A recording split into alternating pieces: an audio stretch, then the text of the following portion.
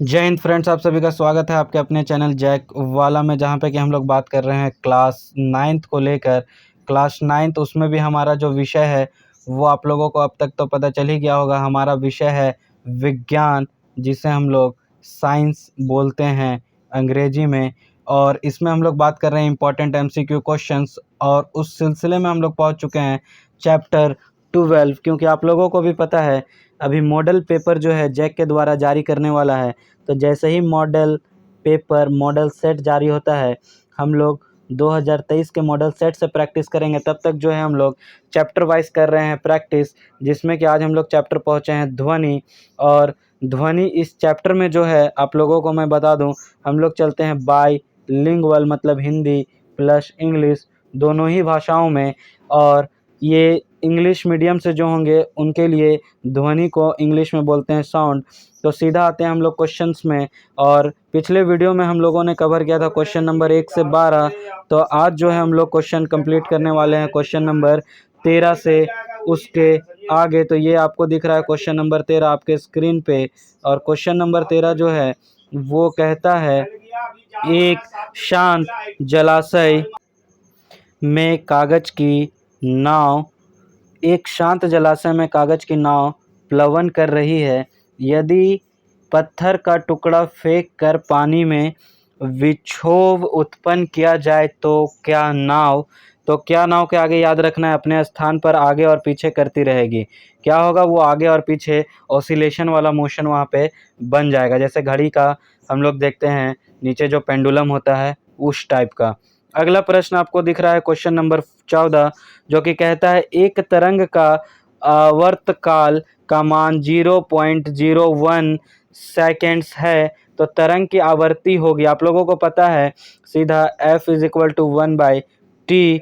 तो यहाँ पे हम लोग 1/0.01 करेंगे, यहाँ से 2 जीरो ऊपर मतलब 100। तो सीधा इसका उत्तर हो जाएगा 100 हर्ज। उसके बाद आते हैं हम लोग प्रश्न संख्या 15। देखने में ये क्वेश्चन बहुत बड़ा है, लेकिन एकदम सिंपल चुटकी से ये हम लोग सॉल्व करेंगे। किस तरह से चुटकी से, तो वो देखिए।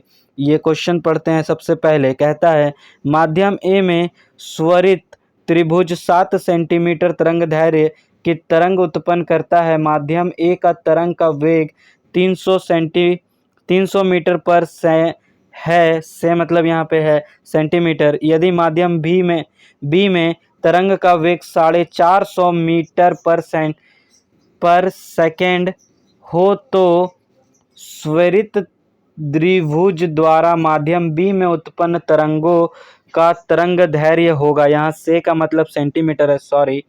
तो यहाँ पे हम लोग सिंपली एक बात को जानते हैं क्या, तो वो है, जैसा कि यहाँ पे है 300 का कितना दिया हुआ है, तो 60 सेंटीमीटर। तो अगर हम लोग एक बात करते हैं एक के लिए, 1 मीटर पर सेकंड के लिए, तो 60/300। लेकिन हम लोगों को बात करना है कितना के लिए, तो 450 के लिए बात करना है। इसको काटिए तो आप 1010, 6 का पहाड़ा में 5 बार में आता है, आपको भी पता होगा 30। और 5 से जब काटेंगे तो 5 9 45 मतलब 90। सीधा सीधा ये गणित का कैलकुलेशन हो गया और आंसर हमारा आ गया 90 सेंटीमीटर। उसके बाद आते हैं अगले प्रश्न की और। प्रश्न संख्या हमारा है 16, जो कि कहता है, हवा में ध्वनि की चाल c0 है और पानी में cw।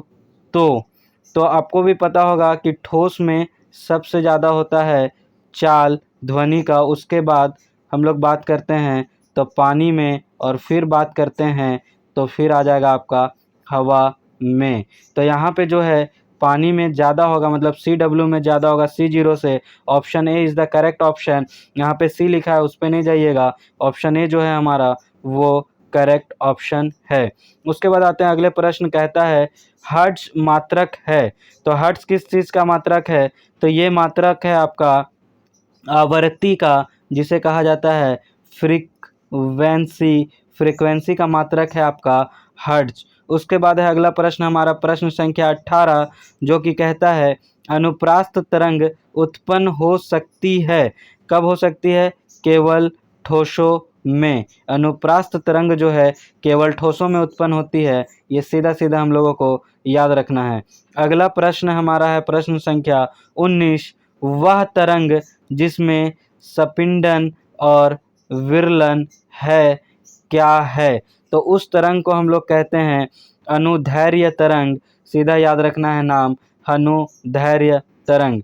उसके बाद अगला प्रश्न जो है हमारा प्रश्न संख्या 20, जो कि क्लास 8 से भी जुड़ा हुआ है।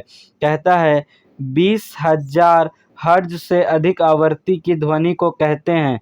तो क्या कहते हैं? तो इसे कहते हैं प्रश्रव्य तरंग, मतलब इनऑडिबल रेंज का फ्रीक्वेंसी, इनऑडिबल रेंज का फ्रीक्वेंसी। उसके बाद आते हैं अगला प्रश्न। अगला प्रश्न है हमारा उसी हर्ट्ज से जुड़ा हुआ, जो कि कहता है 20 हर्ट्ज से 20,000 हर्ट्ज आवृत्ति वाले ध्वनि को कहते हैं, क्या कहेंगे? तो इसे कहते हैं श्रव्य तरंग, मतलब ऑडिबल रेंज वाला फ्रीक्वेंसी। ऑडिबल रेंज का ये है आपका फ्रीक्वेंसी, जिसे हम लोग सुन सकते हैं, उसे कहते हैं श्रव्य तरंग। अगला प्रश्न है हमारा प्रश्न संख्या 22, जो कि कह रहा है क्या? तो ध्वनि है। ध्वनि क्या है? तो यांत्रिक अनुदैर्घ्य तरंग। याद रखना है, ध्वनि जो है ये है यांत्रिक अनुदैर्घ्य तरंग। अगला प्रश्न हमारा प्रकाश से जुड़ा हुआ, कहता है प्रकाश है। प्रकाश क्या है? तो ये है अनयांत्रिक अनुदैर्घ्य तरंग। हालांकि ये क्वेश्चन इस चैप्टर का नहीं, पर इसमें जोड़ के दिया है। प्रकाश हमारा जो है वो है अनयांत्रिक अनुदैर्घ्य तरंग। उसके बाद हमारा प्रश्न संख्या 24, जो कि कहता है माध्यम की ज़रूरत नहीं होती है। माध्यम की ज़रूरत कब नहीं होती है? तो प्रकाश के संचरण के लिए। ध्वनि के संचरण के लिए माध्यम चाहिए, बिना माध्यम के ये नहीं जा सकता, लेकिन प्रकाश के लिए ऐसा कुछ नहीं है। तो यहाँ पे लिखेंगे प्रकाश के संचरण के लिए माध्यम की ज़रूरत नहीं होती है। अगला प्रश्न हमारा है फिर से न्यूमेरिकल क्वेश्चन, और ये थोड़ा लंबा है, इसे कर लेता हूँ मैं स्क्रीन पे एडजस्ट। अब ये जो है साफ साफ आप लोगों को दिख रहा है। कहता है ध्वनि के संचारण की दिशा में 10 सेंटीमीटर दूर के दो कण समान गत्यात्मक अवस्था में रहते हैं, ध्वनि का तरंग दैर्घ्य हो सकता है। तो याद रखिएगा, तरंग दैर्घ्य जो है ये 10 सेंटीमीटर से कम कुछ भी हो सकता है। तो इसमें 10 सेंटीमीटर, एक्चुअली में 10 सेंटीमीटर भी हो सकता है, लेकिन जो भी होगा 10 सेंटीमीटर और उससे कम होगा। तो 2 भी हो सकता है, 5 भी हो सकता है, 10 भी हो सकता है।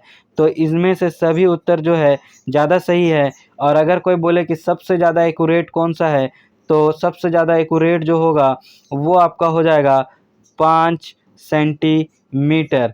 उसके बाद आते हैं हम लोग, अगला प्रश्न है 26 नंबर, जो कि कहता है ध्वनि संचारण के बने दो स्पिंडनों के बीच की न्यूनतम दूरी 6 सेंटीमीटर ध्वनि तरंग का तरंग दैर्घ्य है।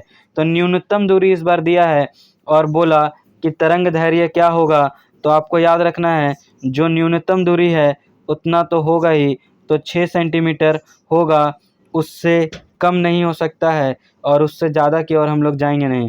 तो सीधा इसका 6 सेंटीमीटर टिक करना है। अगर यहाँ पे दिया रहे बीच का अंतर न्यूनतम दूरी, तो उसी को टिक करना है, और मैक्सिमम हो तो उससे कम, उसके तक कोई भी हो सकता है। अगला प्रश्न है आपका प्रश्न संख्या 27, और प्रश्न संख्या 27 जो है वो कहता है किसी एकांक क्षेत्रफल से 1 सेकंड में गुजरने वाली ध्वनि ऊर्जा को कहते हैं। तो क्या कहते हैं? तो ध्वनि की तीव्रता, उसे कहा जाता है ध्वनि की तीव्रता। आई होप आपको यहाँ तक समझ आया हो। नेक्स्ट वीडियो में इसके आगे हम लोग करेंगे। तब तक के लिए जय हिंद।